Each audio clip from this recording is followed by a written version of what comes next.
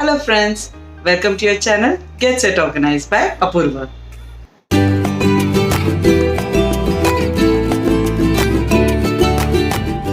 Diwali is just around the corner and I'm sure आप में से काफी लोगों की क्लीनिंग और डिक्लटरिंग ऑलमोस्ट फिनिश आने आई होगी।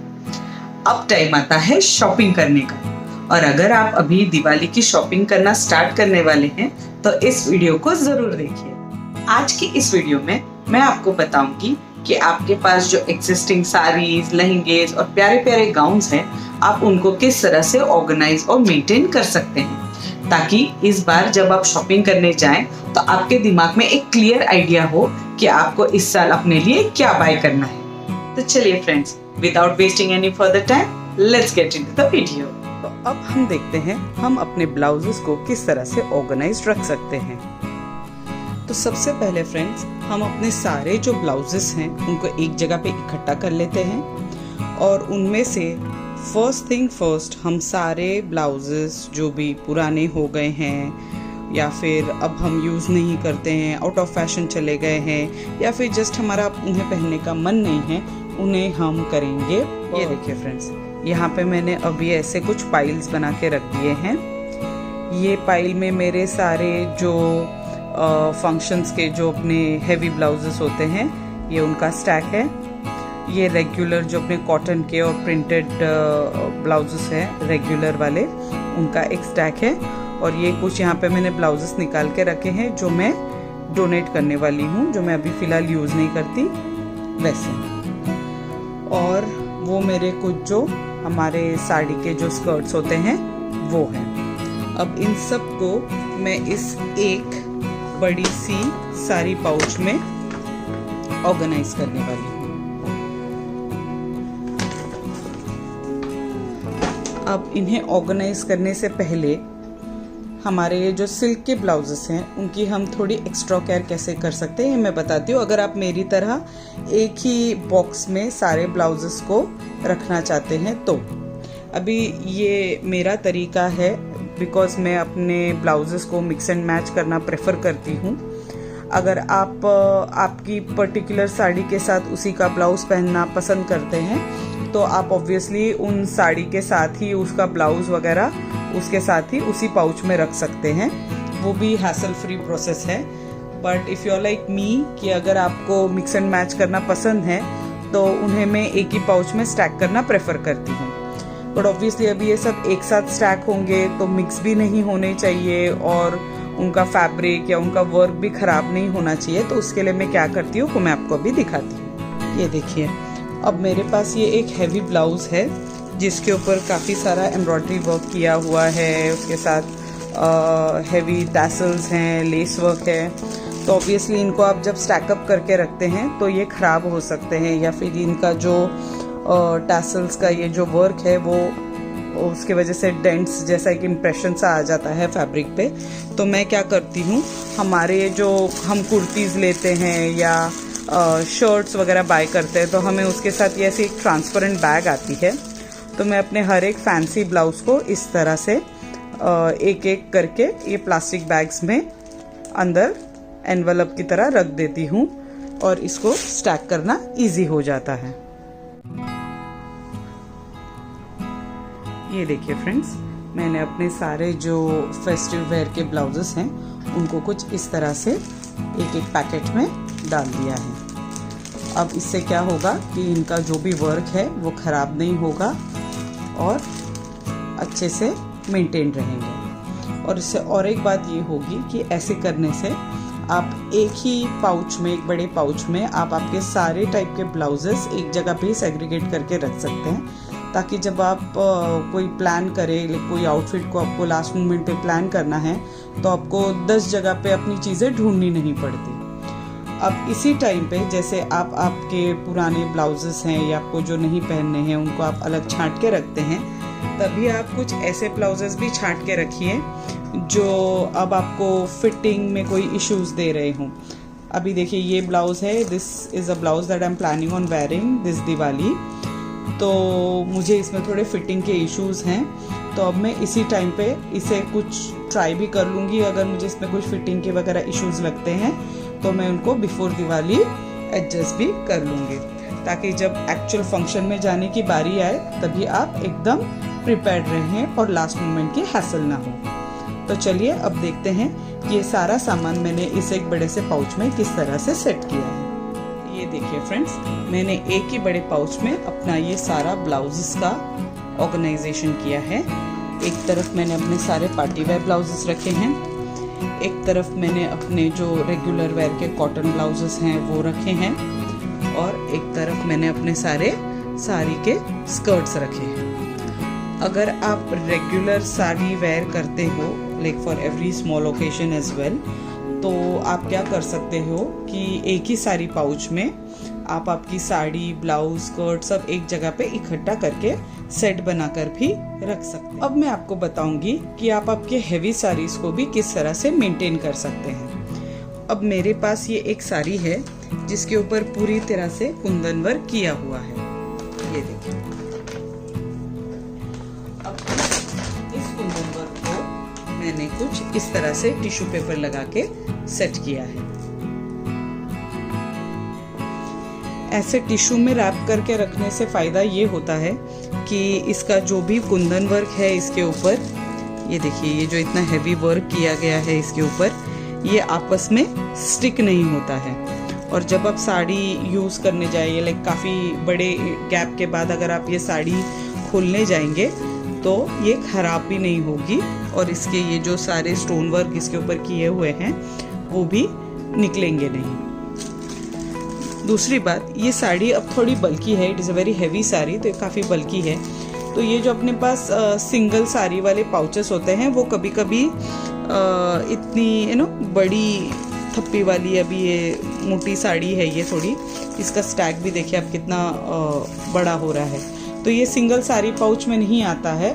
तो इसके लिए क्या है, एक ऐसे टाइप का भी साड़ी कवर मिलता है जो 2 साड़ियाँ ले सके। ये देखिए, आप इसकी विड्थ देख लीजिए, इसमें आप एट अ टाइम 2 साड़ीज भी अच्छे से रख सकती हैं।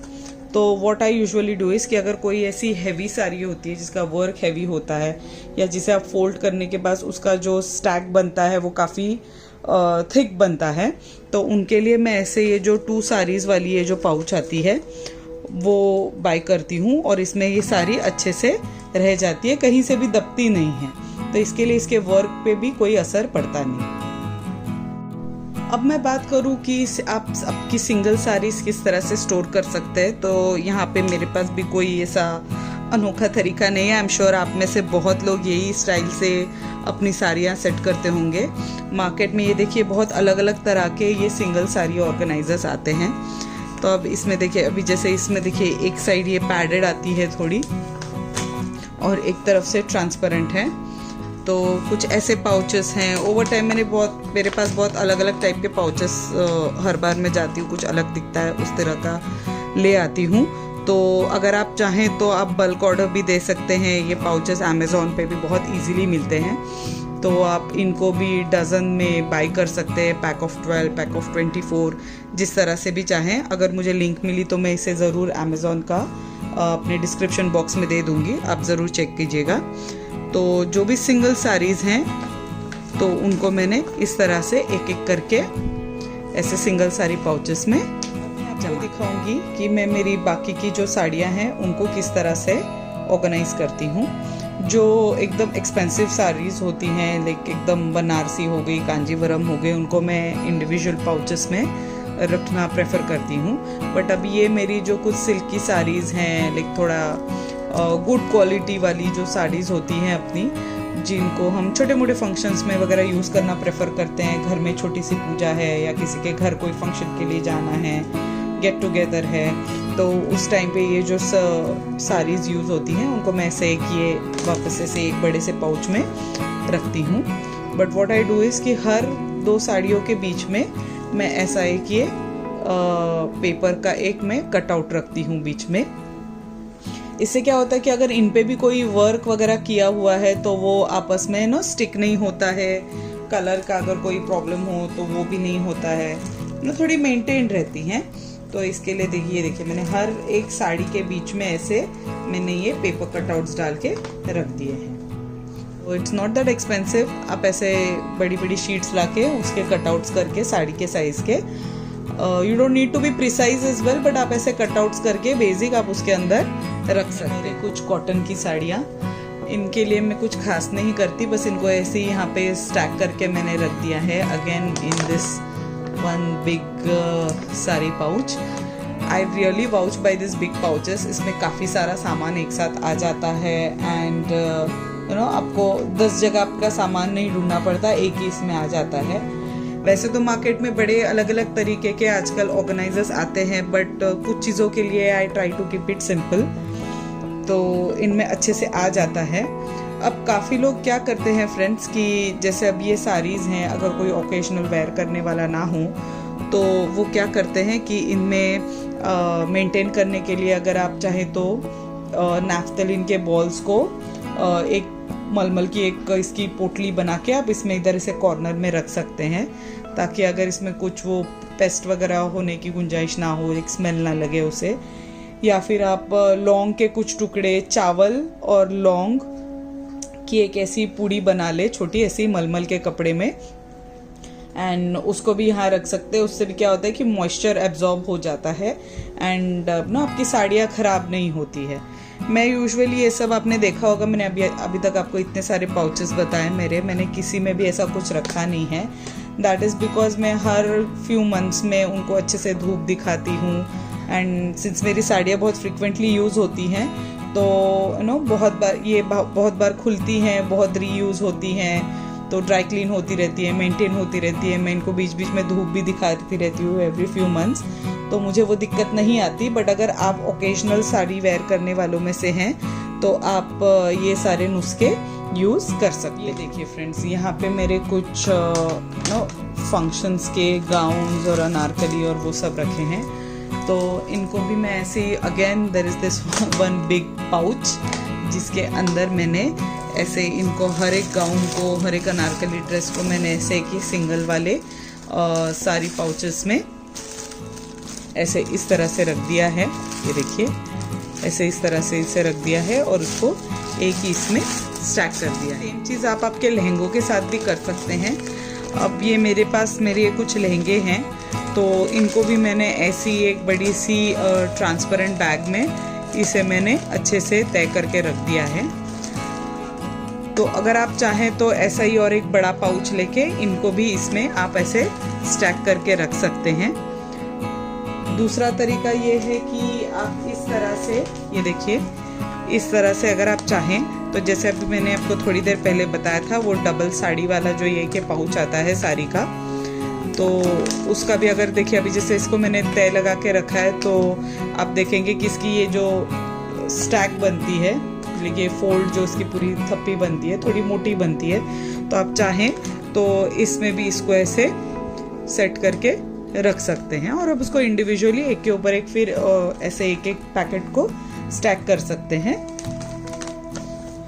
दूसरी चीज़ मैं आपको बताना चाहूँगी फ्रेंड कि अभी ये जो मेरे पास ये देखिए एक लटकन है, ये इसी लहंगे का है, तो ये मैंने छल्ले पैटर्न पे बनाया है। यूजुअली हम क्या करते हैं, जो हमारे लहंगे के साथ जो स्ट्रिंग्स अटैच रहती है हम उसी के साथ स्टिच करते हैं, बट देन ये मैंने ये देखिए मैंने ये इनको ऐसे छल्ले की तरह मैंने इसको पिन से अटैच कर दिया है, ताकि मैं इसको अलग अलग मेरे जो लहंगे हैं उनके साथ रीपर्पज़ कर सकूं, रीयूज़ कर सकूं। तो मैंने इसको भी अच्छे से, ताकि इसका पॉलिश वगैरह ख़राब ना हो, इसको भी मैंने अच्छे से ऐसे के प्लास्टिक बैग में रख दिया है।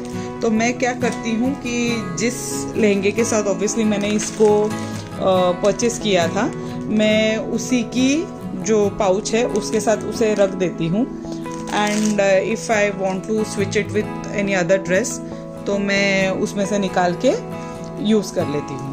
सिमिलरली आप क्या कर सकते हैं कि अब हमारे जो भी ये ब्लाउजेस भी होते हैं उनके ऊपर भी अलग अलग तरीके के लटकन लगे होते हैं, तो अगर आपके वो ब्लाउजेस भी ज़्यादा फ्रिक्वेंटली यूज़ नहीं होते तो जो मैंने आपको ये बटर पेपर वाली ट्रिक बताई थी साड़ीज़ के बीच में रखने की, तो आप वैसा ही एक स्क्वायर कटआउट ले सकते हैं इनका, और जो आपके जो ब्लाउजेस के लटकन होते हैं आप उनको भी अच्छे से उसमें पोटली की तरह बांध के रख सकते हैं, या फिर जो छोटी छोटी जिपलॉक बैग्स आती हैं तो आपके लटकन के साइज़ के अकॉर्डिंग वाली आप एक जिपलॉक बैग ले ले, उसके अंदर उसको अच्छे से डाल के अच्छे से प्रेस करके रख सकते हैं ताकि वो भी अच्छे से मेंटेन रह सके, उनका पॉलिश खराब ना हो। तो ये देखिए फ्रेंड्स, इस तरह से मैंने कुछ अपना सारा सामान इस वार्डरोब में ऑर्गेनाइज किया है। सबसे ऊपर की तरफ मैंने अपनी खुद की वेडिंग की साड़ीज रखी हैं और लहंगे रखे हैं जो बहुत कम यूज होते हैं। उसके नेक्स्ट में मैंने इसमें मेरे सारे सलवार सूट्स और पार्टी गाउन्स वगैरह जो है वो रखा है, और ये मेरे ब्लाउजेस का पाउच है। और यहाँ पर मैंने सारे सिंगल पाउचेस में अपनी सारी जो भी साड़ियाँ हैं उनको मैंने, हेवी साड़ीज जो है मेरी, उनको मैंने यहाँ पे स्टैक कर दिया है। और यहाँ पे लास्टली मैंने ये अपनी जो कॉटन की साड़ीज और जो मेरी थोड़ी सिल्क की वगैरह साड़ीज हैं उनका भी मैंने पाउच यहाँ पे रख दिया है।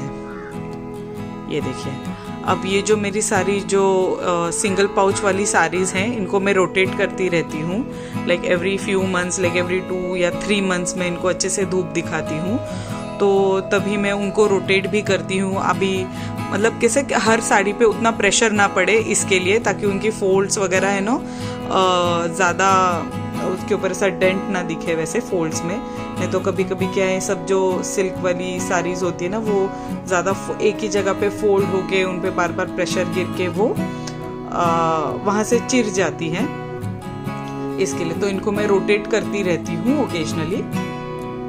एंड दैट्स इट, मेरा वार्डरोब हो गया है दिवाली के लिए एब्सोल्युटली रेडी, ताकि अब मुझे कोई भी अगर पार्टी में वगैरह जाना हो तो मुझे ज़्यादा ढूंढ करनी नहीं पड़ेगी। आई होप आपको इसमें से कुछ अच्छे पॉइंटर्स मिले हों और इस तरह से आप भी आपका वार्डरोब अच्छे से सेट कर सके।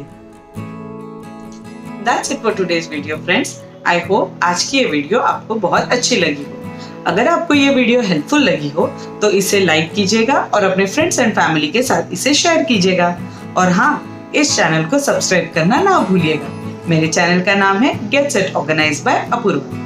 तो चलिए फ्रेंड्स, मिलते हैं अगली वीडियो में और एक इंटरेस्टिंग टॉपिक के साथ।